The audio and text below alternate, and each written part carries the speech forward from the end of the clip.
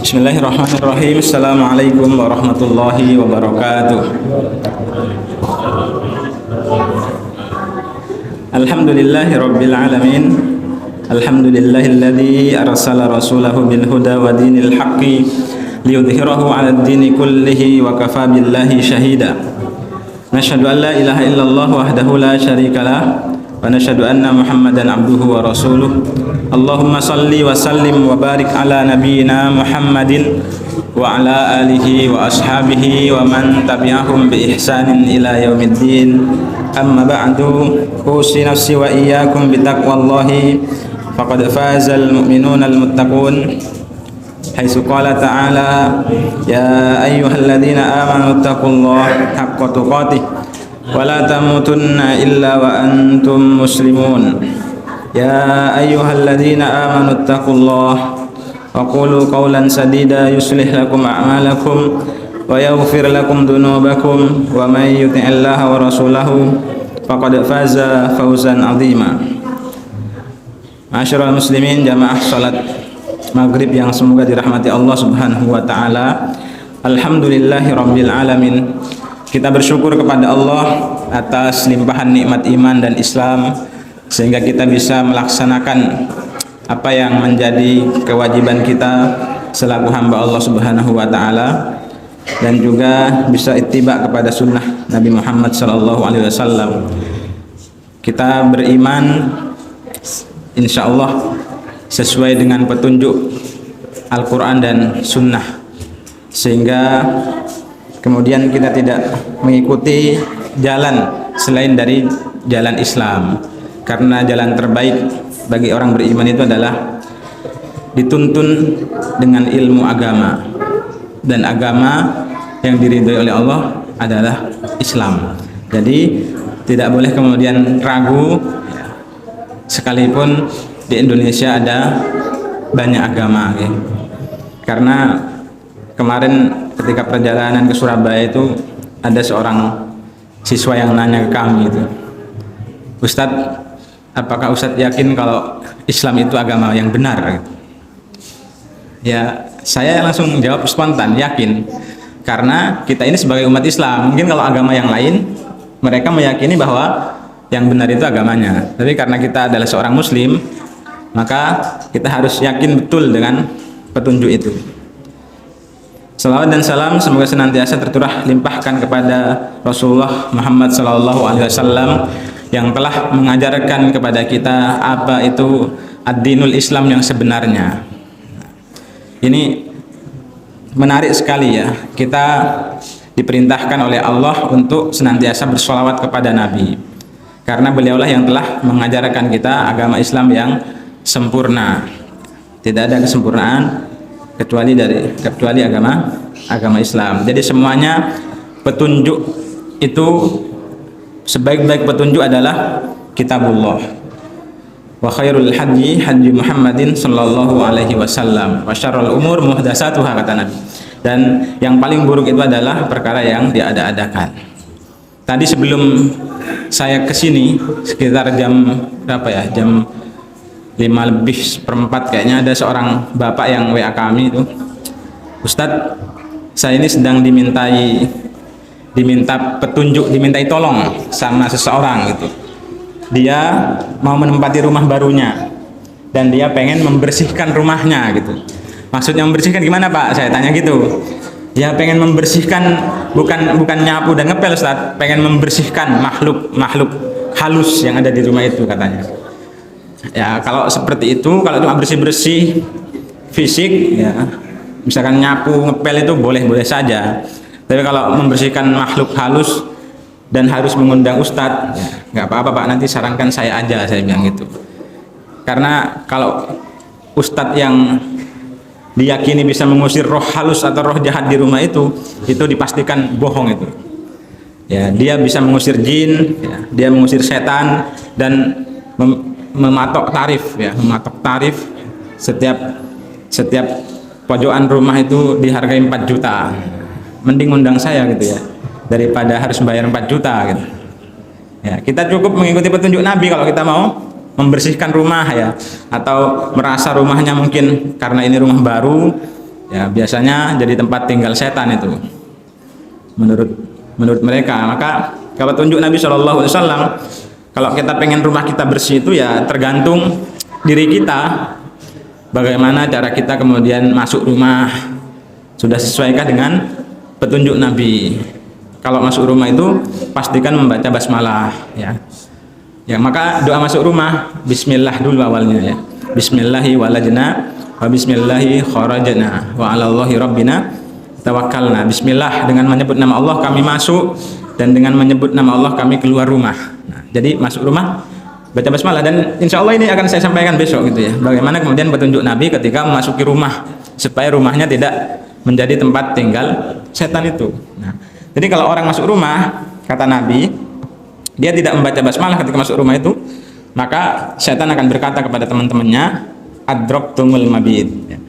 Kalian bolo-boloku mendapatkan tempat nginap, tempat tidur gratis malam ini. Nah, kalau kita makan kemudian nggak baca basmalah, maka setan mengatakan kalian mendapatkan tempat nginap gratis, makan juga gratis. Makanya minimal baca basmalah. Kemudian ucapkan salam ya. Kemudian makmurkan rumah itu dengan dzikir, dengan membaca Al-Quran, ya. Kemudian dengan sholat sunnah. Itu kuncinya. Jadi kalau misalkan rumahnya kerasa panas, ya nggak usah ngundang dukun, ya, belikan AC, ya, nanti dingin, ya. Karena sekarang itu banyak Pak yang aneh-aneh kayak gitu, rumahnya kerasa panas gitu, katanya wah ini mesti banyak jinnya, banyak setannya gitu ya.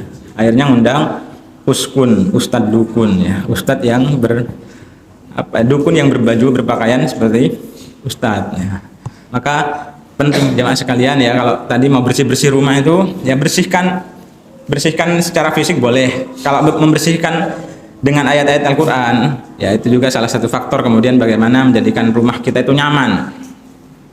Jadi bacakan surat Al-Baqarah, inna syaitona la tadkhulul bait allati tuqra'u fihi suratul Baqarah. Kata Nabi SAW, sesungguhnya setan itu nggak akan masuk rumah yang di dalamnya dibacakan surat Al-Baqarah. Jadi baca saja surat Al-Baqarah, tapi jangan Al-Baqarah terus, ya, karena ada surat-surat yang lain juga, ya. Salah satunya, kemudian ada sabda Nabi lagi yang lain, sesungguhnya setan tidak bisa masuki rumah yang di dalamnya dibacakan 2 ayat terakhir dari surat Al-Baqarah, amanar rasulu bima unzila ilaihi rabbi wal mu'minun. Nah, itu saja. Itu bisa kita amalkan, ya. Kemudian ketika menutup pintu dan jendela, bacakan basmalah, bismillahirrahmanirrahim, ditutup jendelanya, ditutup perkakas rumahnya dengan menyebut nama Allah. Insya Allah setan tidak akan bisa masuk rumah, sehingga rumahnya nanti nyaman. Jadi kalau seorang bapak itu tadi nanya, apakah Ustadz nanti akan membawa bunga ataukah air apa gitu? Itu insya Allah saya tidak akan bawa apa-apa, saya akan bawa diri saya sendiri saja. Semoga nanti orangnya tidak kaget, ya. Karena bagaimanapun kita harus menyampaikan kebenaran itu, walaupun kemungkinan nanti kecewa orangnya. Oh, masa maghrib rumah, bersihin rumah, ternyata ustadznya datang modal awak tok gitu. Karena biasanya orang kalau mau maghrib rumah itu biasanya bawa sembarang barang gitu, ya.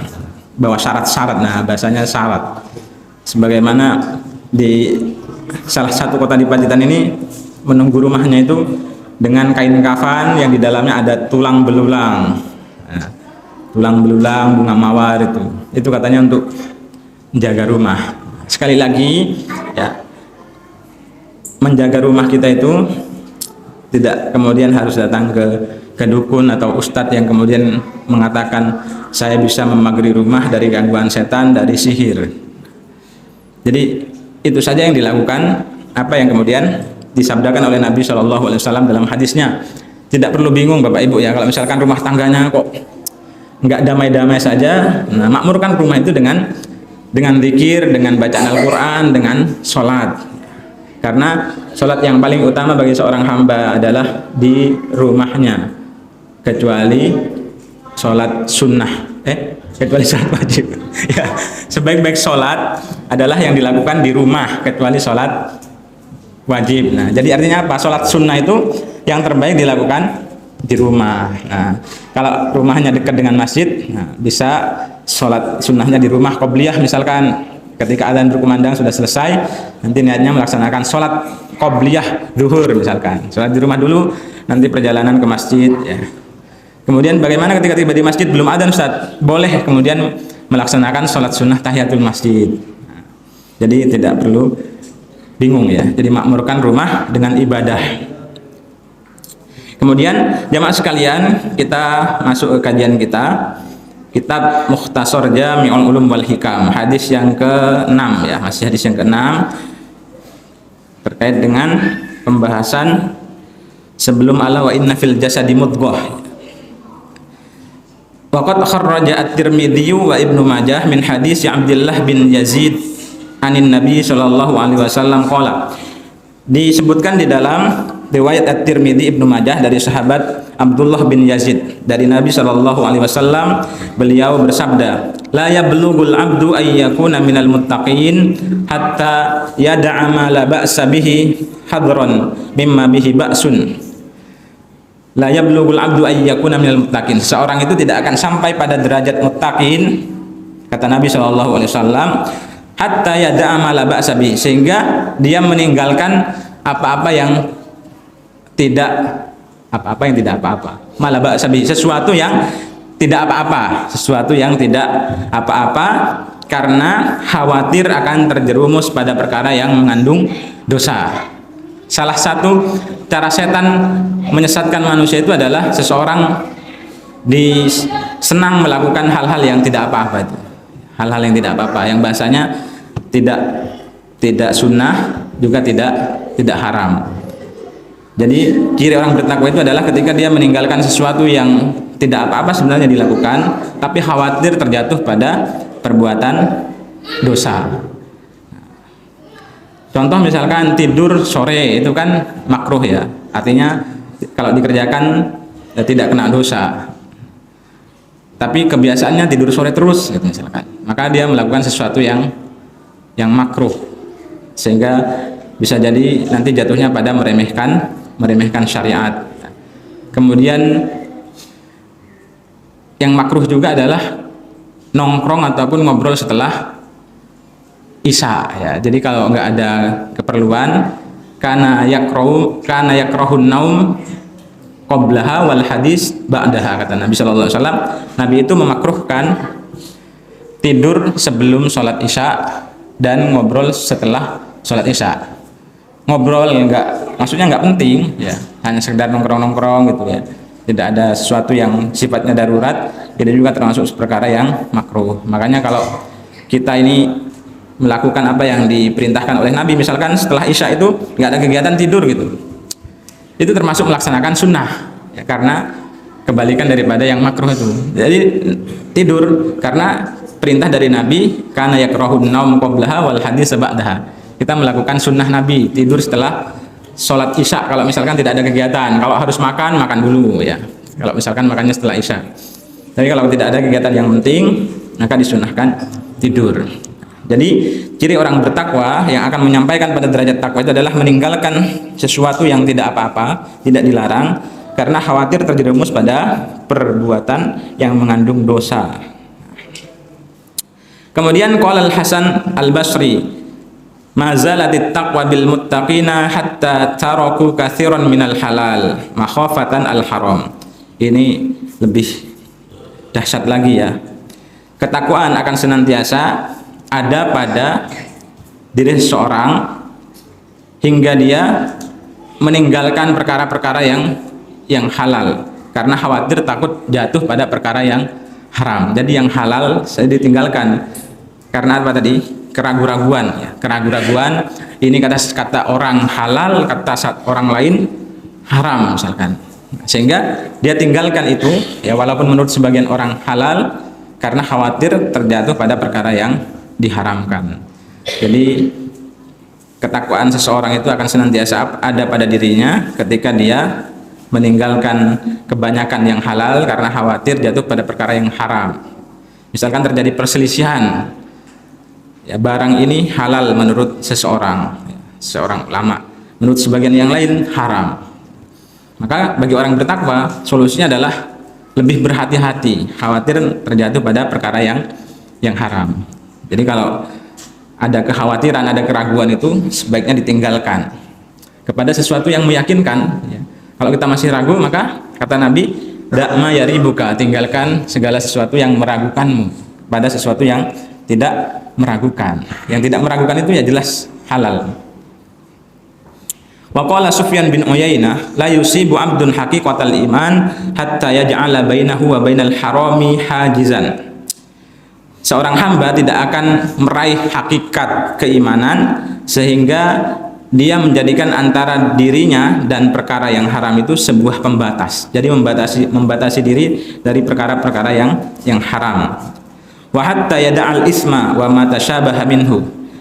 Seseorang akan meraih hakikat iman adalah ketika dia menjadikan pembatas dinding antara dirinya dengan perkara-perkara yang haram, kemudian meninggalkan perbuatan dosa dan meninggalkan semua perkara yang syubhat. Ini kalau kita ingin disebut sebagai orang yang imannya benar-benar beriman kepada Allah, mestinya kita menjadikan pembatas antara diri kita dan perkara-perkara yang haram, kemudian meninggalkan dosa, juga meninggalkan perkara yang syubhat. Dan ini memang berat ya, karena derajat keimanan seseorang itu kan berbeda-beda. Ada yang bisa meninggalkan perkara yang syubhat, ada yang belum bisa.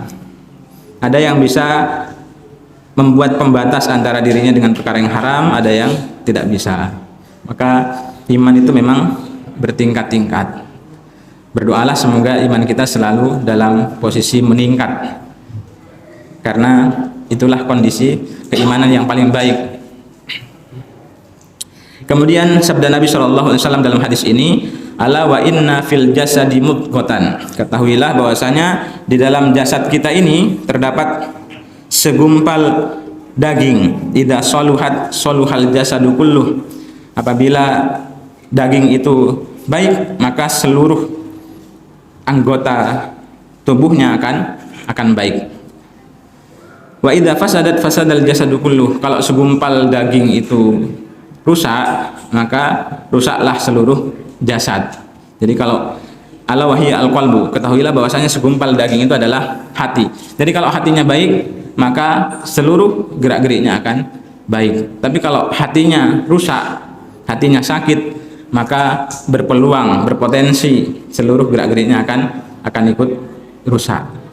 Makanya orang yang suka maksiat itu bisa jadi karena hatinya dia sedang sakit. Hati yang mati itu hanya diberikan oleh Allah kepada orang-orang kafir ya. Tapi kalau orang yang dia masih mengaku muslim, masih mengaku beriman, kalau masih suka maksiat, ya jarang sholat, jarang taat, itu berarti hatinya sedang sakit. Karena hati, menurut para ulama ahli hati itu dibagi menjadi 3. Hati yang sehat, hati yang sakit, dan hati yang mati. Hati yang sehat itu adalah hati yang senantiasa terpengaruh dengan kebenaran. Ketika dibacakan ayat Al-Quran, dia merasa terpanggil. Ketika dipanggil adzan oleh muadzin, maka dia juga merasa terpanggil. Tapi kalau hati yang sakit itu kadang taat, kadang maksiat. Maka kalau sedang sakit berarti butuh obat. Salah satu obatnya adalah apa yang disampaikan oleh penyanyi ya, tombo ati iku berapa? 5 perkoroni. 5 ya. Ya, itu salah satu syair yang bermanfaat ya. Obat hati itu ada 5 perkara. Salah satunya apa? Baca maca Quran sak maknani. Jadi membaca Al-Quran dengan maknanya. Maka pernah kita sampaikan juga kalau Ramadan nanti target kita adalah menghatamkan Al-Quran plus artinya. Jangan kemudian terlalu ego ya, dengan ego kita maksudnya. Kadang kita itu ketika Ramadan targetnya begitu muluk-muluk, khatam minimal 3 kali dalam sebulan. Tapi satu surat pun tidak ada yang difahami. Maka nanti target kita itu membaca Al-Quran kemudian plus membaca artinya, angen-angen sak maknane. Fihi isyaratun ila anna shalah harakatil abdi bi jawarihi. Di dalam hadis ini ada sebuah isyarat bahwasanya baiknya gerak-gerik seseorang ya itu tergantung keadaan hatinya. Jadi baiknya gerak-gerik seseorang itu tergantung bihasbi sholahi harokati qalbihi, tergantung bagaimana kondisi hatinya. Fa in kana qalbuhu saliman, kalau hatinya itu sehat, ya, hatinya selamat, laisa fi illa mahabbatullah, tidak ada di dalam hatinya itu melainkan kecintaan kepada Allah, wa mahabbatu ma yuhibbuhullah, dan kecintaan kepada apa-apa yang dicintai oleh Allah.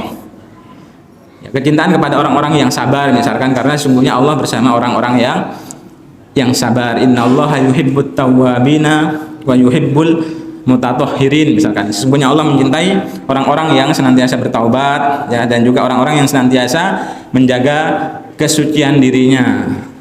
Maka salah satu cara menjaga kesucian itu adalah dengan senantiasa menjaga wudu. Jadi mencintai apa-apa yang dicintai oleh Allah, mencintai ulama, mencintai penuntut ilmu, mencintai penghafal Al-Quran, ya, bukan justru malah mencintai para wanita yang, mohon maaf ya, yang dia, kata Nabi, nisaun kasiyatun ariyat, wanita berpakaian tapi telanjang. Dalam hadis disebutkan oleh Nabi SAW. Karena hari ini banyak orang berpakaian tapi masih menggunakan baju adiknya atau baju yang belum jadi dijahit, itu masih bolong sana sini gitu ya. Maka orang-orang beriman, orang-orang yang hatinya sehat itu dia akan senantiasa mencintai Allah, mencintai apa-apa yang dicintai oleh Allah. Lebih suka dengerin murotal daripada dengerin lebih suka dengerin murotal daripada mendengar yang lain. Lebih suka membaca Al-Quran daripada membaca Quran. Lebih suka membaca Al-Quran daripada scroll TikTok. Nah, karena hari ini dari anak-anak itu sampai usia mbah-mbah itu sedang ini ya, sedang lagi senang-senangnya, lagi asik-asiknya scroll TikTok. Kung, kalau nggak ada kerjaan apa saja aktivitasnya? Jawabannya, Ustaz, scroll TikTok. Jadi TikTok itu sekarang lagi ini ya, memang membuat orang penasaran. Apalagi yang viral-viral itu, biasanya orang penasaran. Kalau bahasanya anak muda sekarang apa mas? Yang kepo-kepo itu FOMO ya. Ya, FOMO bahasanya anak muda ya. FOMO. Ya, suka cari tahu. Orang yang lagi ngetren apa, wah, dia itu. Jadi hati yang selamat, hati yang sehat itu adalah ketika dia di dalam hatinya hanya mencintai Allah Subhanahu wa taala, mencintai apa-apa yang dicintai oleh Allah, wa khasyatullah. Kemudian takut hanya kepada Allah, bukan takut kepada penjaga rumah tadi loh. Jadi ini di Pacitan Pak kasusnya Pak. Tadi saya belum sempat jawab WA-nya karena harus berangkat ke sini ya. Kapan Ustadz bisanya gitu maghrib rumah itu? Nanti insya Allah saya jawab pulang pengajian. Ya. Kapan saya bisa? Yang penting selama tidak di jam sekolah. Khasyatullah wa khasyatul wuqu' fi ma yakrahuhu. Nah, ini hati yang selamat, hati yang sehat itu adalah ketika dia khawatir terjatuh pada perkara-perkara yang dimakruhkan ya. Perkara yang dimakruhkan itu tidur pagi, tidur sore, tidur sebelum isya ya. Habis isya, habis maghrib kecapean banget, cari aktivitas yang tidak bikin ngantuk. Jalan kaki misalkan. Kalau misalkan ngantuk jangan dipaksakan naik motor atau naik mobil ya, karena bahaya. Kayak teman saya kemarin karena harus berangkat pagi-pagi ke kantor, ke sekolah itu tiba-tiba nggak sadar ban mobilnya satu nyemplung kalen ya. Karena buru-buru dia, pagi masih ngantuk katanya. Jadi lakukan aktivitas yang membuat kita tidak ngantuk gitu ya. Jadi ciri-ciri orang yang hatinya sehat, selamat itu adalah khasyatul wuqu' fi ma yakrahuhu, khawatir terjatuh pada perkara yang dimakruhkan. Soluhat harokatul jawarihi kulliha. Kalau ini ada dalam diri kita, maka gerak-gerik anggota badan kita ini akan senantiasa berada dalam kebaikan. Jadi tangannya yang dilakukan oleh tangan itu adalah hal-hal yang baik-baik. Lisannya yang keluar dari lisannya adalah yang baik-baik. Ini kalau hatinya sehat, qalbun salim namanya ya. Qalbun salim ada dalam ayat Al-Qur'an. Yauma la yanfa'u malun wala banun illa man atallaha biqalbin salim. Ya, hati yang sehat, hati yang selamat. Jadi kecintaan kepada Allah harus didahulukan daripada kecintaan kepada yang lain. Jangan sampai cinta kepada istri, cinta kepada anak itu mengalahkan kecintaan kita kepada Allah. Misalkan karena punya istri sehingga malas ke masjid, memilih sholat berjamaah di rumah bersama istri. Punya anak, menyibukkan dirinya kemudian tidak lagi ke masjid karena sibuk ngomong ya. Kan banyak itu disampaikan seringnya. Wah Pak, kok sekarang jarang terlihat di masjid, jarang terlihat di pengajian. Ustadz sibuk ngomong, putu gitu kan. Putu kesayangannya. Jadi kan misalkan di rumah itu ada istri atau ada Mbah Uti gitu ya, bisa dititipkan ke istri atau ke Mbak Uti ya. Nah, bapak-bapaknya ngalih ke masjid, nanti kan pulang dari masjid bisa ngomong lagi gitu. Walaupun sangat sayang kepada cucu kita, kepada anak itu, jangan sampai kemudian kecintaan kepada apa yang dicintai Allah itu menjadi berkurang.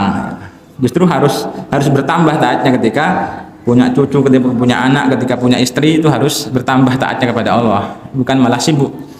Karena tidak sedikit juga dari para aktivis dakwah itu yang setelah menikah kemudian betah di rumah Pak, kecuali kerja, pulang kerja nemenin istri. Karena saya pernah dicurhatin juga sama seorang bapak-bapak pengajian ya, ini bukan bermaksud ghibah, tapi untuk memotivasi kita maksudnya. Ustadz, dulu tetangga saya itu sebelum menikah rajin banget ke masjid, rajin pengajian, rajin ngaji lah. Setelah menikah nggak pernah terlihat lagi di masjid ya, nggak pernah terlihat lagi ngaji ya, karena setelah menikah itu tadi loh. Maka i'lamu annama amwalukum wa auladukum fitnah, itu benar. Jadi harta, anak-anak termasuk juga istri itu bisa menjadi fitnah, ujian bagi kita. Apakah ketika dikasih istri ya menikah itu kemudian tambah taat, ataukah justru malah semakin melempem imannya sehingga tadi nggak ke masjid lagi. Fa in kana qalbuhu saliman, ini sudah ya. Fa in kana qalbuhu saliman, ini sudah. Hati yang selamat itu adalah hati yang senantiasa cinta kepada Allah, cinta kepada apa yang dicintai Allah, takut kepada Allah, dan takut terjatuh pada perkara yang dimakruhkan, dibenci oleh Allah. Saluhat harakatul jawarih kulliha, maka gerak-gerik, gerakan badannya, gerakan jasadnya, anggota tubuhnya itu akan menjadi baik. Wa nasya'an dzalika istinabul muharramat kulliha, sehingga ia akan mampu menjauhi perkara-perkara yang diharamkan ya. Kalau ini kita tanamkan dalam diri kita, mahabbatullah, mahabbatu ma yuhibbuhullah, wa khasyatullah, wa khasyatul wuqu' fi ma yakrah ya. Cinta kepada Allah, cinta kepada apa yang dicintai Allah, takut kepada Allah. Takut kepada Allah itu ya bukan kemudian saya takut sama Allah gitu, tapi maksiat terus, itu bukan takut berarti ya. Takutnya hanya di bibir ya. Saya takut kepada Allah tapi masih takut dengan tadi yang katanya membuat rumahnya kepanasan itu. Padahal yang membuat rumah kita panas matahari ya, atau karena faktor akhir-akhir ini kan panas ya sebelum hujan, tapi alhamdulillah Allah kemudian turunkan hujan ya, dan insya Allah hujannya bermanfaat kalau semuanya pada doa Allahumma shayban nafi'an. Tapi kalau enggak doa, bisa jadi hujan itu membawa bencana. Maka setiap turun hujan pastikan berdoa, minimal doa turun hujan, ataupun berdoa dengan doa-doa yang apa yang kita inginkan gitu ya. Karena salah satu waktu mustajab untuk berdoa adalah ketika turun hujan, maka perbanyak doa. Jangan kemudian menghayal, iki engkau kira-kira banjir pora ya gitu. Apalagi di tempat saya itu sudah langganan banjir itu, belum bang itu. Kalau hujan terus gitu ya. Tapi ini kan alhamdulillah baru awal-awal turun hujan ya. Semoga nanti tidak banjir lagi. Sana itu langganan Pak. Di tempat lain nggak banjir, di tempat saya jadi wisata. Wisata banjir, anak-anak sekolah itu bikin konten di depan rumah. Itu yang disebut dengan bahagia di atas penderitaan orang lain. Malah bikin konten ya ketika banjir itu.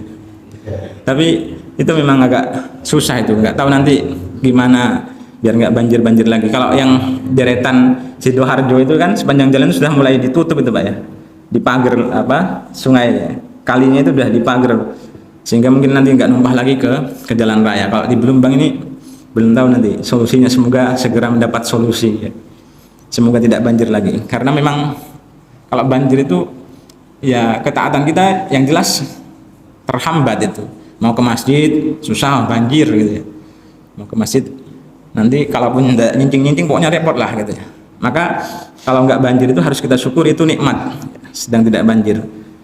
Maka mari berdoa kita semua jamaah ya. Kalau turun hujan semuanya berdoa, Allahumma shayyiban nafi'an. Kalau nggak hafal Ustaz, ya doanya ya Allah turunkan hujan yang bermanfaat gitu. Karena doa itu senjata. Insya Allah kalau semuanya berdoa nanti dikabulkan oleh Allah. Jadi ketika ini kita lakukan, ketika hati kita menjadi hati yang sehat dan yang selamat, maka itu akan memunculkan di dalam diri kita semangat untuk meninggalkan perkara yang haram, kemudian semangat juga untuk meninggalkan perkara yang syubhat, karena khawatir kalau melakukan perkara-perkara yang syubhat itu dikhawatirkan bisa jatuh pada perkara yang haram. Jadi yang syubhat tadi sudah kita pahami ya, syubhat itu adalah perkara yang samar-samar, abu-abu ya. Enggak jelas warnanya, hitam putih, makanya abu-abu itu kan iki hitam apa putih gitu ya. Jadi samar itu adalah perkara yang abu-abu, perkara yang masih syubhat. Wa in kana al-qalbu fasidan qad istawalla alaihi ittiba'u hawahu. Adapun jika hatinya rusak, hatinya bermasalah, maka otomatis dia akan dikuasai oleh hawa nafsunya. Jadi orang yang hatinya bermasalah disebut dengan kata fasid, ini rusak, hatinya sedang bermasalah, hatinya sedang sakit, sedang rusak, itu berarti orang itu akan dikuasai oleh hawa nafsunya sehingga menjadi budak daripada hawa nafsu. Wa talabu ma yuhibbuhu walau karihahullah. Sehingga orang kalau hatinya rusak, dia akan menuruti keinginan hawa nafsunya sekalipun itu sesuatu yang dimurkai oleh Allah, sesuatu yang dibenci oleh Allah. Hawa nafsu itu kan rata-rata ngajaknya ke maksiat. Hawa nafsu. Maka kalau berdoa sama Allah, minta diberikan agar senantiasa jiwa kita ini condong kepada kebaikan. Fa'alhamaha fujuraha wa taqwaha. Allah mengilhamkan, memberikan kepada jiwa setiap manusia itu dua jiwa sekaligus, ya, fujuraha wa taqwaha. Jiwa fujur itu adalah jiwa yang selalu mengikuti hawa nafsu, kemaksiatan. Kalau takwa ini mengajak orang kepada kebaikan. Maka kalau kita sedang baik, ya, ditingkatkan terus kebaikannya, atau paling tidak istiqomah di atas kebaikan itu. Karena jiwa takwa itu nanti akan menekan ya jiwa fujur. Jadi kalau jiwa takwanya lebih besar, pengaruh takwanya, maka jiwa yang fujur, yang cenderung kepada maksiat ini nanti akan terkalahkan. Tapi kalau sedang bermaksiat, naudzubillah ya, kemudian asik maksiat, itu lebih asik dengan maksiat, maka jiwa takwanya nanti akan menurun. Maka ini penting jemaah sekalian, kalau hati kita sedang bermasalah, ya, misalkan kok rasa-rasan ke masjid, rasa-rasan baca Quran, rasa-rasan ngaji gitu, berarti sedang bermasalah, maka harus dilawan. Ya. Solusinya hanya melawan. Kalau dituruti, semakin senang setannya gitu, hore gitu, bisa mengalahkan Pak Ustadz. Hujan dikit nggak ke masjid, walaupun hujan itu sebenarnya dapat rukhsah ya Pak ya. Kalau hujan deras, becek, angin kenceng itu, kita dapat rukhsah untuk ada namanya sholat jamak mator. Tapi ini repot nanti kalau dipraktekkan, padahal rumahnya dekat masjid semua, pakai payung bisa gitu ya.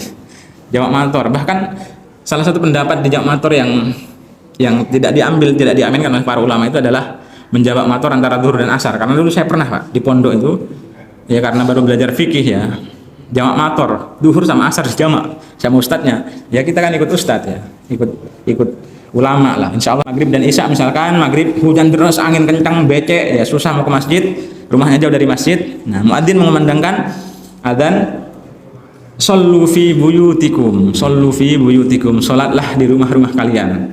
Tapi ini jangan dipraktekkan nanti ya, karena ini gerimis kan, nggak ada hujan deras, angin kencang gitu. Itu kalau jadi jamak itu boleh kalau ada masyaqqah. Masyaqqah itu yang menjadikan kita susah untuk melakukan sesuatu. Tapi kalau hujannya biasa aja, nggak mengganggu kita, nggak sampai basah kuyup juga, ya tetap ke masjid diusahakan Pak.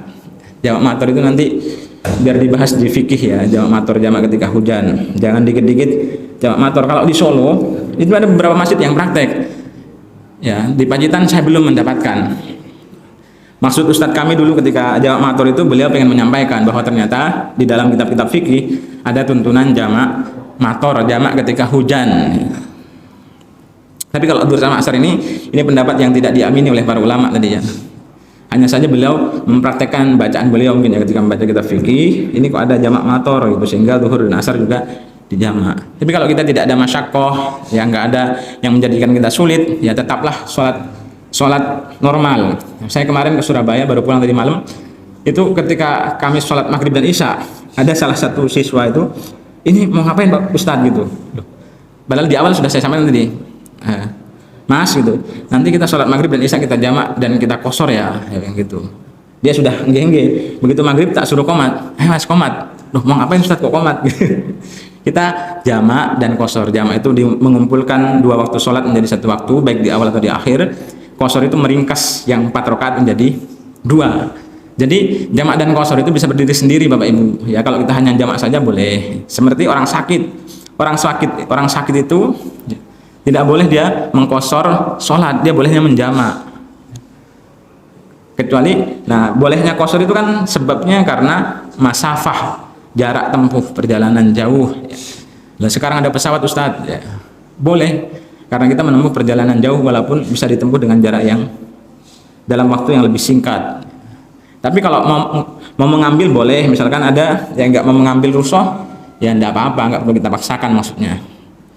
Karena kebetulan waktu itu juga ada orang lain mau ngapain gitu, mau ngapain kok komat lagi gitu, ada orang lain di luar ini yang rombongan kami itu ya, mau ngapain kok sholat lagi gitu. Ya kita jelaskan, kita ini mengkosor sholat gitu. Apa gitu, kami ini musafir Pak gitu, sampai saya gitu, kami ini musafir Pak dari Pacitan gitu, jadi kami menjamak dan mengkosor sholat. Dia tetap nggak terima. Monggo lah gitu ya, kalau nggak terima nggak apa. Yang penting kan kita melaksanakan itu berdasarkan ilmu. Ya ada yang nggak terima kayak gitu itu. Jadi apanya? Ya disunahkan untuk mengikomati setiap kali kita mau sholat. Ya 2 kali. Jadi ya sebelum ya misalkan maghrib komat dulu. Nah untuk sebagai apa ya, tanda pemisah antara maghrib dan jeda, maghrib dan isya. Jadi disunahkan komat dulu, misalkan kita nggak sholat berjamaah di masjid nih, karena terlambat rombongan datang, disunahkan melaksanakan iqamah dulu, komat dulu baru kemudian melaksanakan sholat ya. Jadi disunahkan untuk mengumandangkan iqamah setiap kali kita hendak melaksanakan sholat. Sama misalkan di sini sudah selesai ya, nanti kita datang rombongan, komat dulu, Allahu Akbar, Allahu Akbar, setelah itu laksanakan sholat. Tapi kalau misalkan di masjid ada orang kampung sedang sholat berjamaah, kita tidak boleh kemudian mendirikan jamaah baru di dalam satu masjid, ikut ya, walaupun masbuk. Kalau sudah masbuk gimana Ustaz? Selesai salam, ya udah, kalau ada rombongan sholat berjamaah sendiri. Jadi kalau misalkan rombongan sholat berjamaah sendiri, misalkan kita bertiga gitu ya, terlambat, ya nggak perlu kemudian, ya lebih baik ya tidak menepuk orang yang sedang sholat, karena itu nanti akan mengganggu. Dan saya baca di dalam beberapa kitab fikih itu, ternyata kalau kita nepuk orang, nepuk itu sebenarnya isyarat ya. Ada yang ditepuk malah noleh gini, itu kan repot, itu kasihan, makanya nggak usah nepuk ya. Kita misalkan kita pun sholat sendiri itu sudah dapat pahala sholat berjamaah, karena niatnya sudah sholat berjamaah tadi walaupun ketinggalan. Maka beberapa ulama kemudian menyarankan kalau kita terlambat ya sudah sholat saja walaupun sendiri, karena itu insya Allah sudah menghitung niatnya, innamal a'malu binniyat tadi. Jadi kalau orang nggak paham ditepuk gini, apalagi kalau diseret ke belakang gini, kadang mau masih kencang gitu, nggak mau belakang ya. Kan ada orang sholat berdua gitu ya di sini. Nah ini ada orang datang yang ketiga, dia tepuk, nggak mundur-mundur juga. Akhirnya gimana posisi sholatnya itu? Di sini maunya di sini. Maka fikih ini terkait dengan masbuk juga nanti perlu dibahas, perlu dikaji ya, biar tidak menimbulkan fitnah ya. Menimbulkan fitnah itu maksudnya apa? Jadi orang yang melihat yang nggak paham itu nanti akhirnya, oh itu sholat model apa gitu ya. Dan kalau misalnya kita nepuk orang itu kan, yang ditepuk ini tadi harus merubah niat menjadi imam. Ya sudah masbuk. Yang repot itu masbuknya banyak gitu ya. Masbuk imam di sini, nanti orang terlambat jadi imam lagi. Syaratnya boleh dia menjadi imam tapi merubah niat ketika itu. Misalkan ketika tinggal 1 rakaat ya, berubah niatnya, saya ini menjadi imam gitu. Menjadi imam. Karena kalau misalkan dia sholat kemudian tidak menjaharkan bacaan Allahu Akbar sendiri saja, berarti dia enggak mau menjadi imam ataupun dia tidak paham dengan fikih masbuk itu Pak. Nah makanya nanti perlu disampaikan juga ya, ketika kita sedang perjalanan disampaikan ke rombongan, mau menjadi imam masbuk atau sholat sendiri saja dengan rombongan yang lain. Wallahu a'lam bishawab. Sampai di sini dulu ya. Jadi agak menarik, rata-rata di perjalanan biasanya kita itu sering banyak masbuknya, itu sudah imam makmum masbuk ya, ditepuk jadi imam, nanti dia jadi imam lagi, panjang akhirnya. Ini perlu ya dibahas. Maka tadi kalau misalkan nggak sholat sendiri saja sudah boleh, insya Allah pahalanya sudah dihitung dia sholat berjamaah. Jadi bapak ibu misalkan ke masjid loh, ternyata sudah selesai sholat, ya sholat aja di masjid, jangan pulang ke rumah. Pulang ke rumah ya sholat sendiri. Kalau sholatnya di masjid, insya Allah Allah tetap mencatat dia dengan pahala sholat berjamaah. Ya, kadang kan kita malu, aduh wis masbuk orang sudah selesai, jadi sholat di masjid itu insya Allah dapat pahala sholat berjamaah tadi. Wallahu a'lam bishawab. Demikian yang dapat kami sampaikan, semoga bermanfaat. Kita tutup kajian kita dengan doa kafaratul majelis. Subhanakallahumma wa bihamdika asyhadu an la ilaha illa anta astaghfiruka wa atubu ilaik. Assalamualaikum warahmatullahi wabarakatuh.